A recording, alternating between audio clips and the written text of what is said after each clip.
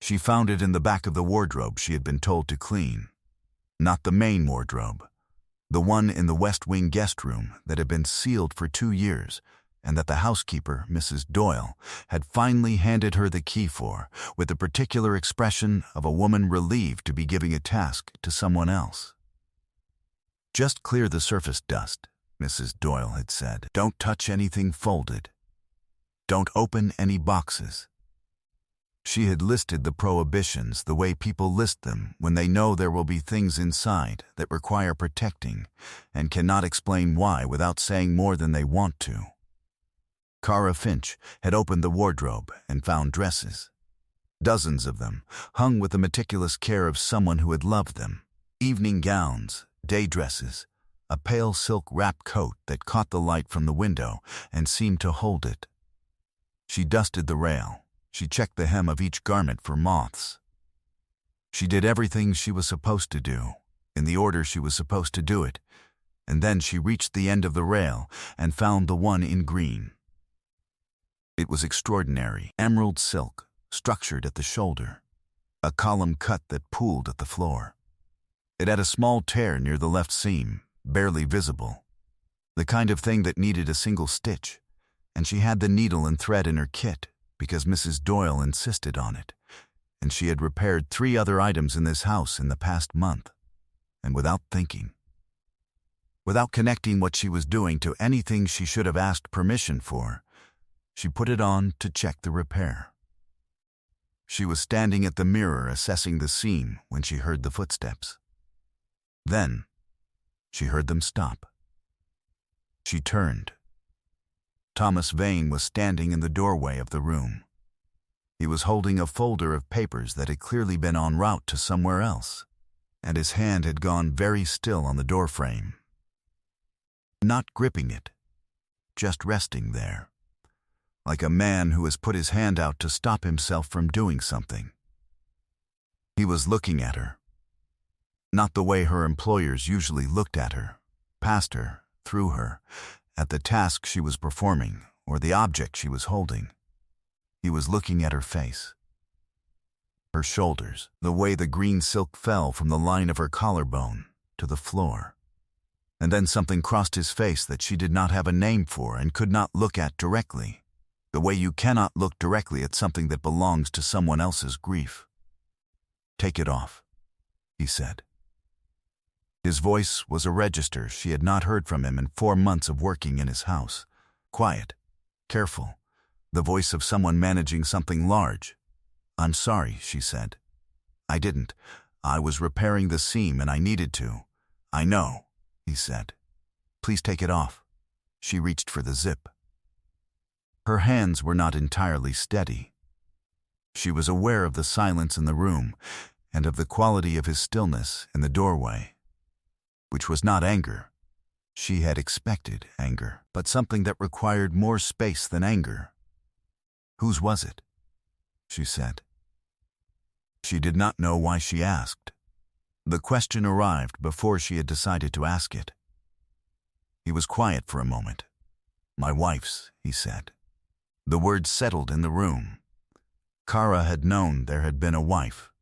She had gathered this the way employees gather things, from the edge of conversations, from the photograph on the desk in the study that no one had told her to move, so she had not moved it, from the particular blankness that came over Mrs. Doyle's face whenever anyone referenced the years before Kara's arrival. She had known, and she had not asked, because there are things in houses that are not hers to ask about. "She died," he said. 2 years ago. The dress was, she wore it the last night we were both well, before she got sick." He looked at it, at the green silk, at the pooled hem, at the repaired seam. She would have fixed that tear herself. She was very particular about that. Kara looked at the seam. "I fixed it," she said. He looked at her. Something in his face shifted, not softened, exactly, but changed in the way of a man who has had something unexpected handed to him and does not yet know what to do with it.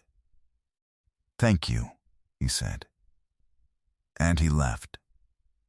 If you have ever stood in someone else's grief and understood, without anyone telling you, that it is not yours to fix, but that you have somehow already touched it, then stay with me, because what began in that room became something neither of them intended, and both of them needed. And if this story is finding someone who needs it tonight, please share it before you keep watching. He did not mention the dress again for 3 weeks. In those 3 weeks, Kara learned the specific architecture of grief in a large house, the rooms that were used and the rooms that were not, the meals that were eaten and the ones that came back to the kitchen untouched, the particular hours, early morning, just after 9, when the house was quiet in a way that was different from the quiet of other times, denser, as though it were holding something. She learned that Thomas Vane woke at 5 and read for 2 hours before he spoke to anyone, that he drank his coffee standing at the kitchen window looking at the garden, and that on Wednesdays someone had kept a garden he now largely ignored, that he was not a man who expressed unhappiness directly, but rather one who rerouted it through efficiency, more working hours, more precise instructions, more control of the things that could be controlled. She also learned that the photograph on his study desk was taken on a boat, that whoever held the camera had loved the woman being photographed. You could see it in the composition, the particular angle that chooses the light well, because the photographer wanted the subject to look exactly as good as they already looked. She had dusted around that photograph 14 times. She had never moved it. She learned that he noticed things. She discovered this the 2nd week, when she rearranged the books on the study shelf by subject rather than size, because the existing system made it difficult to locate anything, and she had been asked to find a specific title and spent 11 minutes failing. He came in that afternoon and stopped. He looked at the shelves. He did not say anything, but the following morning there was a note on the kitchen table, her name at the top, which was the first time she had seen her name written by him, that said, simply, better. Leave it this way. She had read the note 3 times. She had put it in her pocket. This was not information she examined. The 4th week, his family arrived for a dinner, his mother, his brother, and a woman named Isabel Crow, who had been. This was assembled from fragments overheard, from Mrs. Doyle's careful silences, from the way Thomas's posture changed when her name was mentioned, the woman his family had decided he should marry next. Isabel was 38, composed from the right circles, and had made clear over the past 18 months that she considered her eventual position in this house more a matter of timing than uncertainty. She arrived and moved through the rooms the way a woman moves through spaces she has already mentally redecorated. She found Kara in the hallway carrying linens. She looked at her, the full inventory of a woman deciding the value of what she is looking at, and said, to Thomas's mother rather than to Kara, "The staff seems very young." "This is Kara," Thomas's mother said, pleasantly, without the edge Kara might have expected. Isabel said, and moved past. Dinner was served in the formal dining room. Kara was not present for the meal, but was in the kitchen when voices from the dining room rose above the level the closed door was designed to contain, and she heard Isabel say, with the particular confidence of a woman who does not expect to be contradicted in the spaces she intends to occupy, that it was time someone cleared out the West Wing, that keeping everything sealed was morbid, that it was not good for Thomas, and she was sure Eleanor would have understood. Silence, then Thomas said. Her name was not Eleanor. His voice was the voice from the doorway, the careful, controlled one. Her name was Vivienne, he said. And I'll decide when the West Wing is cleared. Not you, not anyone else. Isabel's reply was inaudible. Whatever it was, dinner concluded shortly after. She was leaving when she passed Kara in the corridor outside the kitchen. She stopped. "You're the one who went into the West Wing," Isabel said. It was not a question. "Mrs. Doyle told my mother's housekeeper. Apparently you put on a dress." Kara looked at her. "I was repairing a seam," she said. "I imagine you were." Isabel smiled with her mouth only. "I want you to understand something. Whatever you think you saw in his face when he found you in there, whatever you've been telling yourself it meant, it didn't mean that. Men like Thomas have grief. They don't have feelings for their staff." She adjusted her jacket. It's embarrassing to confuse the two. She walked to the door. The car was waiting. Kara stood in the corridor for a long time. She was not in love with Thomas Vane. She had been very clear with herself about this, in the specific disciplined way of someone who has learned the cost of wanting things that don't belong to them. She was an employee in his house. She had put on his dead wife's dress without permission. He had been kind about it in the way of a private man who prefers to process things alone rather than distribute them to witnesses. She had rearranged the books and received a note that said better. She had fixed a tear in silk that had been waiting 2 years for someone to notice it. None of that was a story. None of that was hers. She had been very clear. She was thinking about this with great discipline when she realized she had been standing in the corridor for 10 minutes, and the linens were still in her arms, and Mrs. Doyle was going to find her and ask questions she did not want to answer. She went back to work. She was also aware that she had read the note 3 times and put it in her pocket.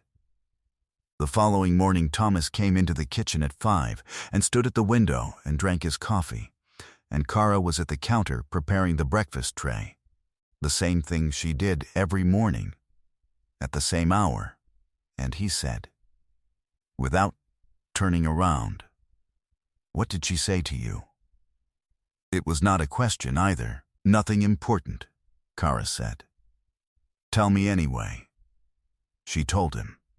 Not everything, not the part about what she had been telling herself, which was a private humiliation she did not intend to share, but the substance, the advice, the clarification about the difference between grief and feeling. He turned from the window. She was wrong, he said. Kara looked at him. About what it meant, he said. She was wrong about that. She held his gaze for a moment. Then she looked back at the tray. "I still work for you," she said. "I know," he said. "I'm trying to figure out what to do about that." She almost smiled. She did not let herself.